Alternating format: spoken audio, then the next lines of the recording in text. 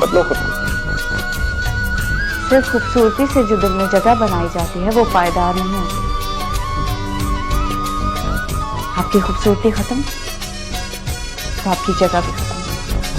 पगू बधाए रस जहले मुंह सा फिटाए उन केड़ियों पगू पराए हो यार रे मुझड़ो यार विजाए रस जहले मुंह सा फिटाए उन केड़ियों पगू बधाए रस जहले मुंह सा फिटाए उन केड़ियों पगू पराए।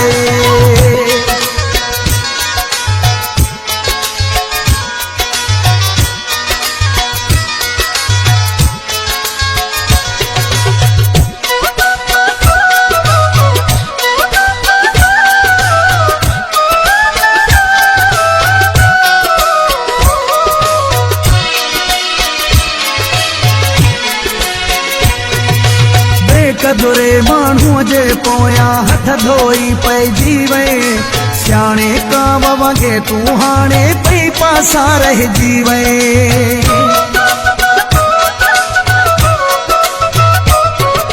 बेकदुरे माण्हूअ जे पोयां हथ धोई पइजी वए सियाणे कांव वांगे तूं हाणे पई पासा रहिजी वए। बेवफा थी वए रहम न आई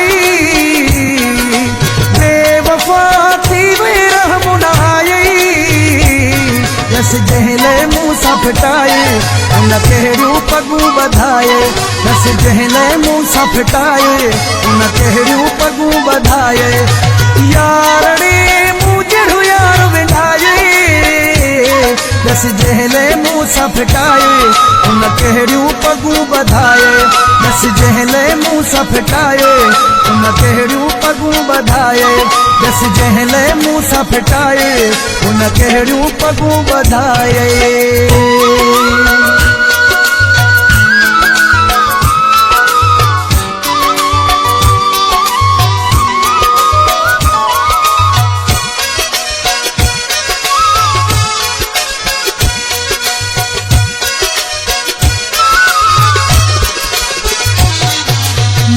सचो तुझो यारो हथने तकलीफ़ सहणो मुझो हकवा कोई भी आया जीअरो जड़ो दिलदार दिनो तो धकवा।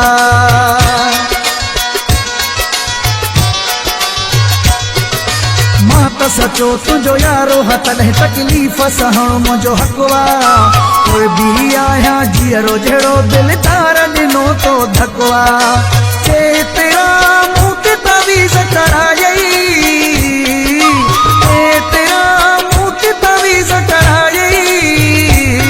रस जहले मुंह सा फिटाए उन केड़ियों पगू बधाए रस जहले मुंह सा फिटाए उन केड़ियों पगू पराए यार रे मुझड़ो यार विंधाए रस जहले मुंह सा फिटाए उन केड़ियों पगू बधाए रस जहले मुंह सा फिटाए उन केड़ियों पगू बधाए रस जहले मुंह सा फिटाए उन केड़ियों पगू बधाए।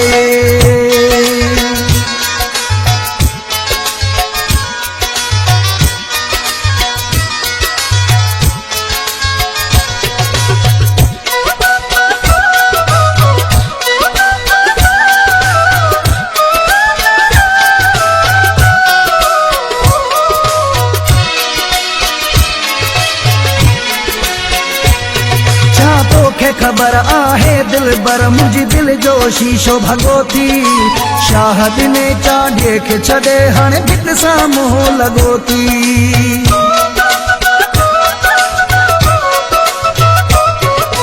तोखे खबर आहे दिल बर मुझी दिल जो शीशो भगोती शाहद ने चांडे के छड़े हण भित सा मोह लगोती।